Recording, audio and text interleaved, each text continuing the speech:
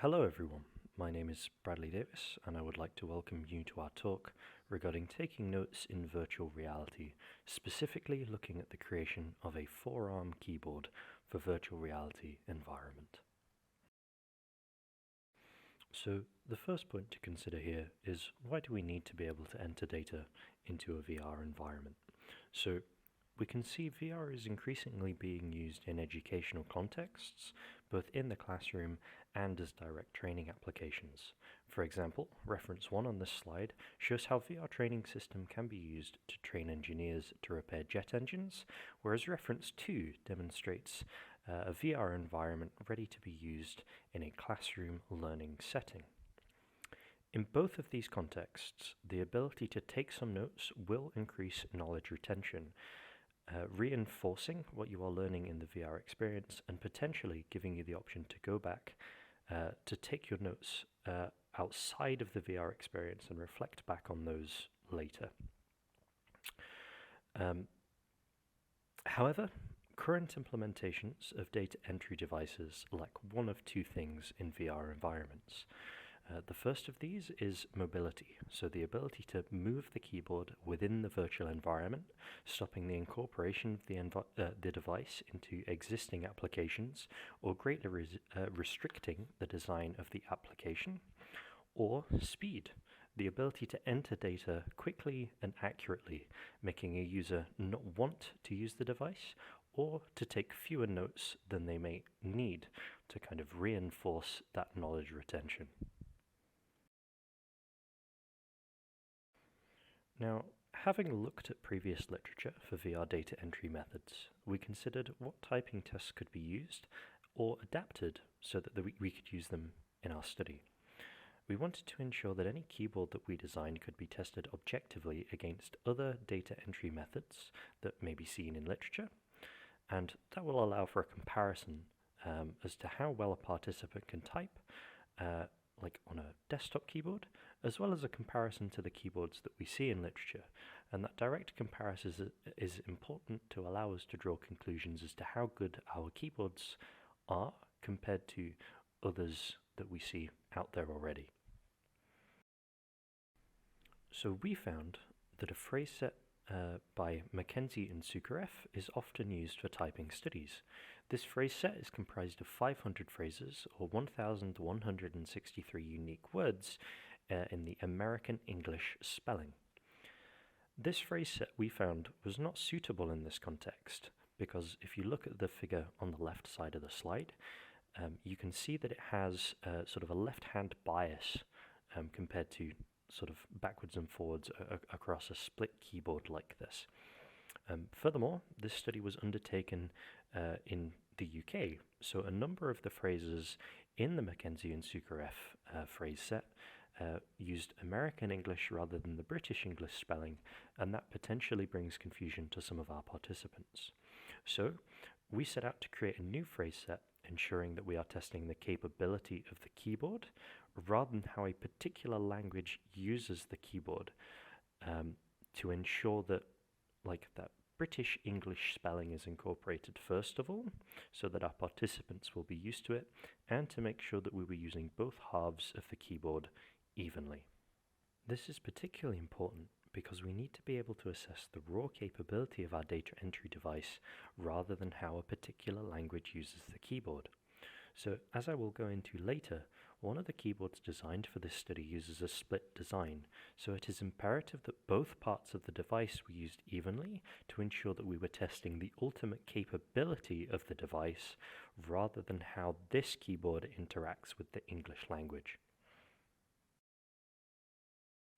So now that we have a suitable test for our data entry devices, we can start considering the designs that our data entry devices are going to take. So given what we've discussed previously, any methods that we design must allow for the keyboard to move around the virtual environment, and we must consider how the design allows for quick and accurate data entry. To ensure that we could make fairly solid comparisons to the literature, we decided to base our first design heavily on reference 24. So This draws ideas from sort of typing on a mobile phone. So you would use your two thumbs, one on each of the two HTC Vive controller trackpads, where the ball that you can just kind of see there on the right hand controller, as you move your thumb over the trackpad, that ball moves amongst the letters and it highlights the letter that you are currently over in pink to make sure that's particularly clear to the user using this keypad. When you then press the keypad in, it activates and enters that key into the application. So it allows for 2-digit input because you have your two thumbs on the two separate keypads, so you can go one thumb then the other on words that allow it. And also it keeps the standard QWERTY layout, so the majority of participants and users of the keyboard will be used to kind of using this device because they interact with QWERTY keyboards mostly on a daily basis, either at the keyboard at their desk or the keyboard that they use when they send messages on their phone. Moving forward now onto our novel design of the forearm keyboard. So this tracks the user's dominant hand using a leap motion controller mounted on the user's non-dominant arm. So it sits sort of on the bicep looking across the forearm, allowing the user's dominant hand to be tracked. The forearm itself is tracked using a HTC Vive crown tracker attached underneath the user's elbow, so attached on the forearm just around the elbow area, allowing a virtual arm to be created between that tracker that's mounted underneath the elbow and the controller that the user is holding in their hand. So to press a key in this case, your dominant hand will go towards and over the top of your non-dominant arm, where that keyboard will be in virtual space. As your hand moves in front of the leap motion controller, it will be detected and therefore tracked in the virtual environment. So you have your virtual hand then able to touch the virtual keyboard. Now in this case, it's as simple as when you click on one of the keys in the virtual space, it depresses just a little bit and then activates when it comes to the bottom of that sort of little bit of depression that is there to allow for a more tactile feel. Again here, we've used the QWERTY layout to provide familiarization to the users, but given that a whole hand is tracked, we enable 5 of the user's digits to access keys at any given time. So your thumb and your forefingers can press keys one after the other, allowing for quicker movement across the keyboard. Then we went on to run our study. So we ran the study with 17 participants. There was a desktop keyboard that they used first of all, just to kind of get themselves used to typing and using the application that we had created fitting around our phrase set. And then each participant had 2 minutes of typing on each of the keyboards before the typing test commenced, just to give them the opportunity to get used to that keyboard before they were thrown into the typing test, so to speak. And these are the results.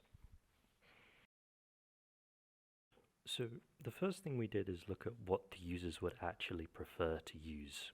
So we asked them a very simple question: which of the VR keyboards would you want to use on a daily basis?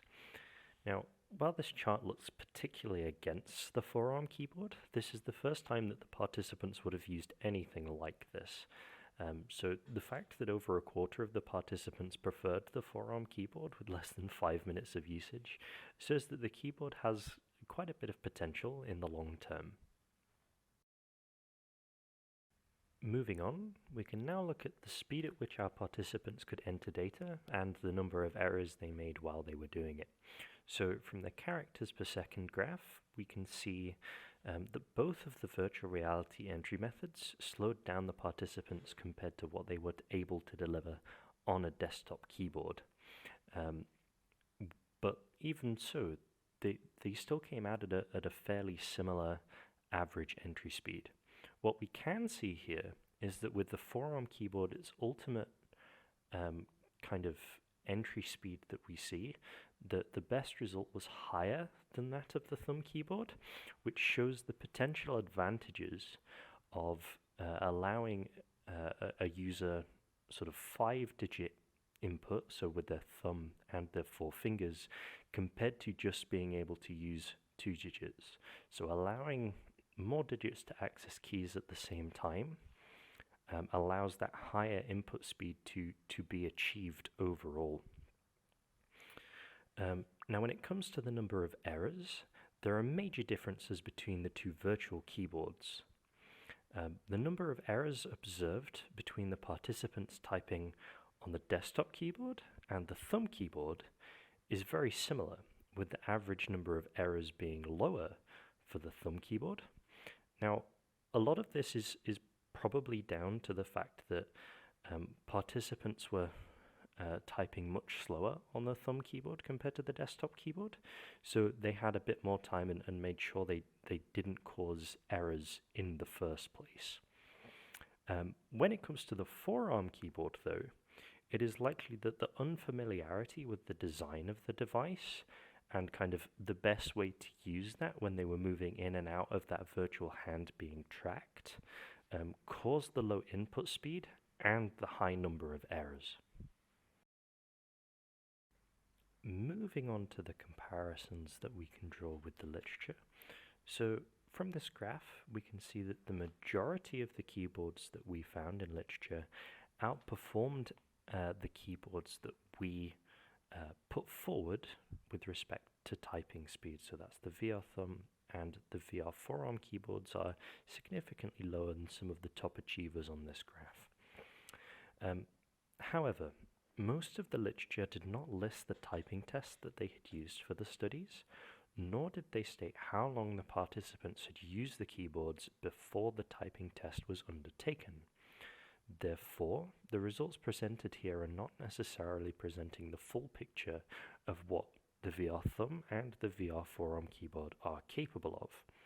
So, if we look at comparing the VR thumb keyboard to reference 24, that is a good assumption to make because the VR thumb keyboard was designed directly around matching what can be seen in reference 24.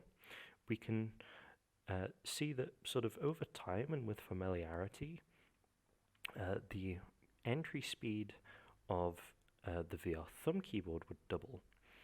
And you can see, therefore, that the underutilization of the keyboards before that typing test was done in our study potentially affected the ultimate results that could be achieved here. So then, what conclusions can we draw from our results, and what potential future developments can be undertaken to improve the design of these keyboards moving forwards? So, firstly, being able to incorporate any data entry device into an existing application to allow for notes to be taken as part of that exercise gives an advantage to that data entry device in that it's more likely to be used because of that immediate incorporation. And it gives advantage to the people who are going to be using that exercise because being able to take those notes increases the chances that they're going to retain that learning, that they're learning well, either performing that training application or in that kind of more traditional classroom lecture theatre sort of setting. So then when it comes to the devices that we created for this study, particularly the forearm keyboard, would have seen an increase in data entry speed and accuracy with further use. So as your familiarity with a particular data entry device increases, the speed at which you are able to enter data would also increase, and accuracy comes with that as well, just because you're used to putting your fingers in certain places to allow for that data entry to kind of happen more naturally over time.